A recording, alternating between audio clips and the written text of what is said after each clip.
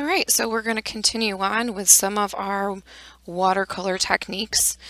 So for this one, some things that we can use, these are just common household items.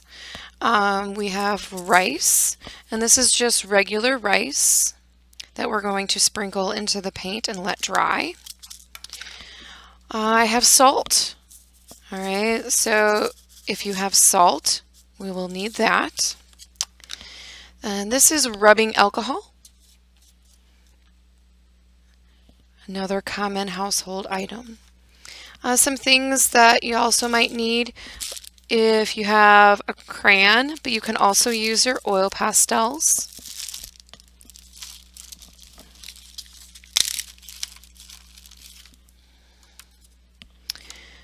And one that you might not have is rubber cement. I'm going to show you what this does, but you may not have it in your house.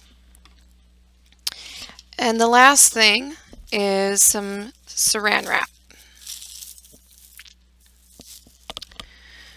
All right, so a lot of these use the wet on wet technique and then have things added to them. So you're going to hear the wet on wet quite a bit. All right, so the first one I'm going to do is salt wash.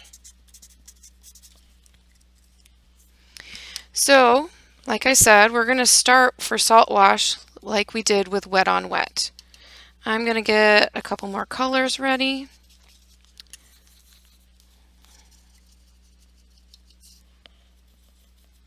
All right, so the first thing I need to do on the salt wash is get my paper nice and wet. And I'm being very generous with my water.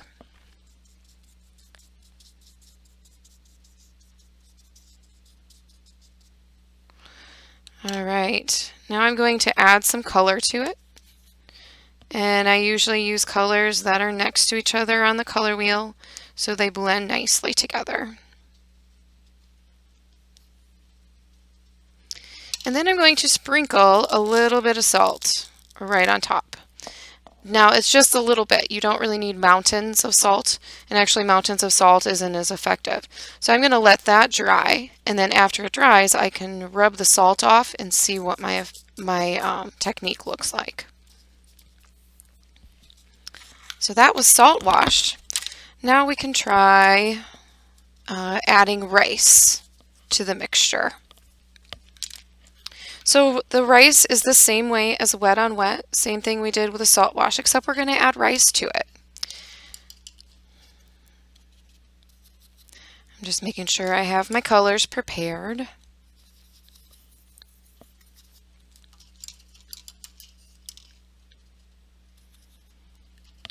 All right, so I'm going to first put a generous amount of water in my little section here. All right, now I'm going to add some color.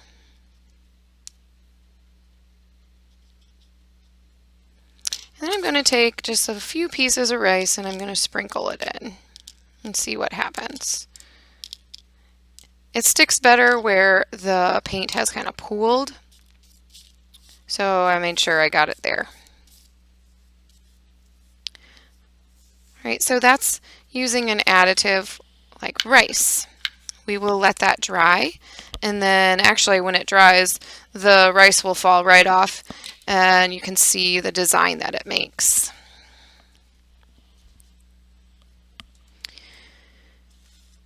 All right, so the next one I want to try is rubbing alcohol.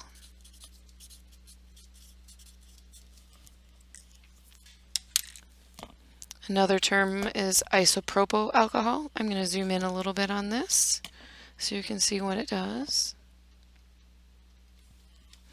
Now this actually really works a lot better with darker colors.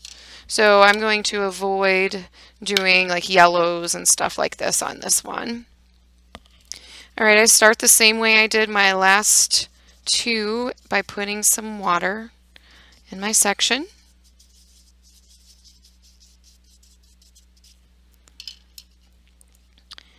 I'm going to add some color.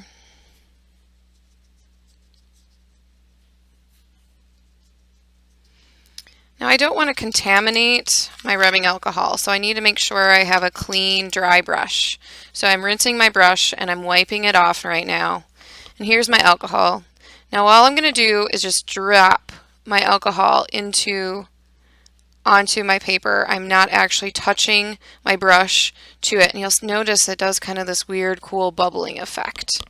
But I never touched my brush to my paper. I just dropped the rubbing alcohol on top. Now when you're done, I would definitely make sure you secure your rubbing alcohol. It's pretty stinky, and you also don't want to spill it.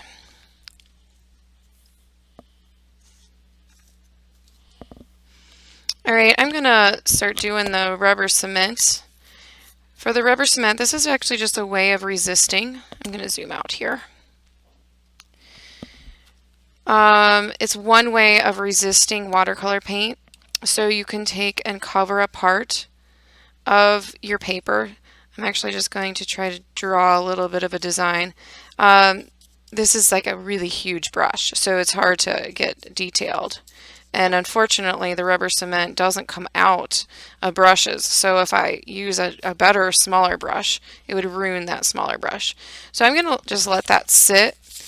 There's actually a lot of rubbing alcohol in this, and so it'll absorb pretty quickly. And so once it's dry, then I can actually paint over that and show you what it does.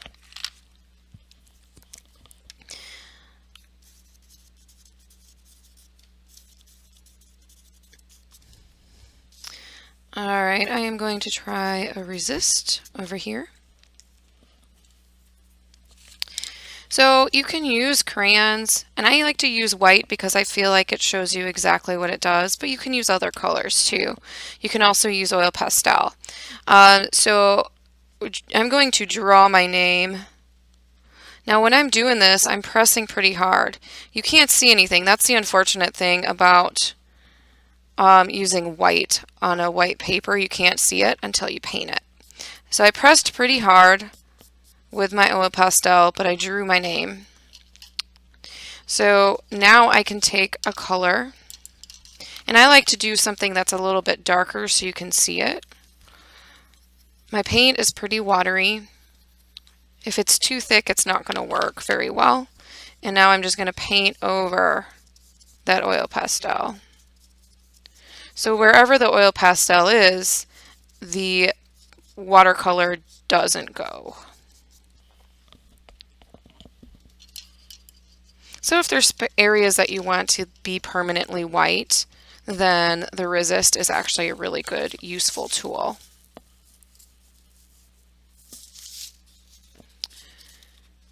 Alright, so I'm still waiting on my rubber cement to dry for this one. So I'm going to do my last section, which is plastic wrap. Or the saran wrap. So for this one, I'm going to use a small piece of saran wrap. Now this is actually way bigger than what I need, so I could tear it.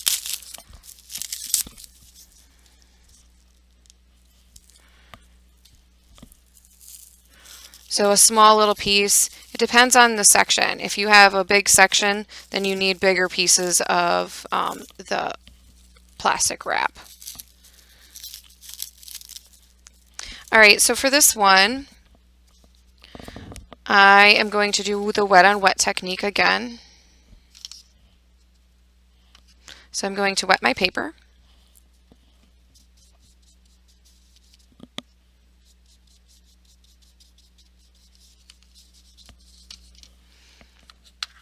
And I'm going to put some colors in there and let them run together. Again, if your watercolor doesn't run together, you're not using enough water on these. Alright, so I have my piece of plastic wrap. I'm going to just place it right there, and I'm going to just kind of touch it to the paper and then kind of scrunch it up just slightly so it creates some interesting lines there.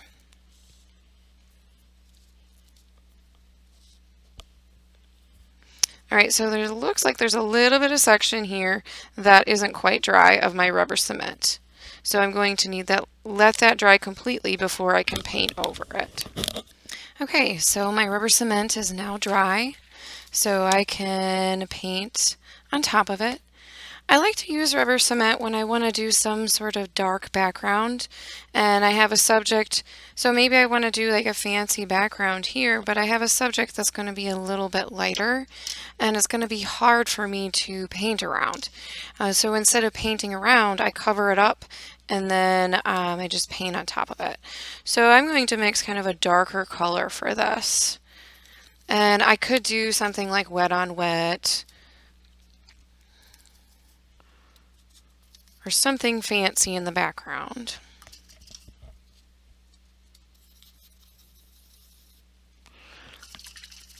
So I'm going to take and just wet my paper. I'm going to go right over the rubber cemented area. And then I'm going to add whatever technique I want right on top of it. So wherever the rubber cement is, that paint is not going to go. And then I can, after this is dry, I can remove the rubber cement and paint whatever I want on top of it. So my next step is to let this dry. But while we're letting that dry, let's look at some of the techniques. So I have removed my salt. I just rubbed my salt off. That's completely dry. And so it has kind of this like textured look. The rice, wherever the rice gathered, it is a little bit more like darker and more concentrated. Here's the rubbing alcohol. The plastic wrap, it looks kind of cool. I feel like this is more effective on watercolor paper. Here's the resist. The scratching now has dried, so you can see the slightly darker marks there. And those are all the other ones. All right, so I'm going to let this area dry here, and then I will show you what to do next. Okay, so my wet on wet that I put on top of my rubber cement is officially dry. So now I can take and remove that rubber cement by just simply rubbing over it. And it almost comes off like a skin.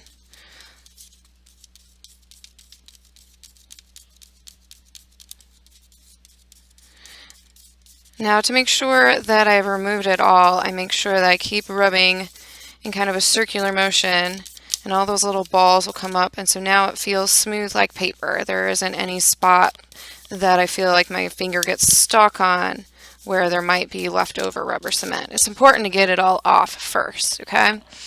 So now I could take something that's maybe a lighter color and I can paint in here.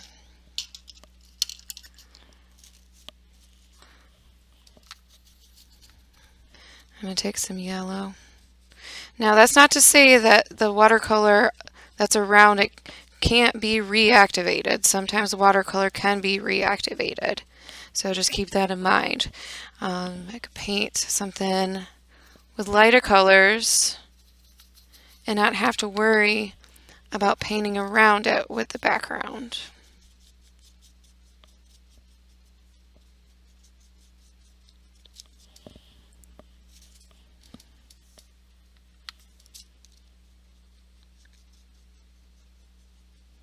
Alright, so that is the rubber cement technique. And that is all 15 techniques together. And it might be actually a few more than 15.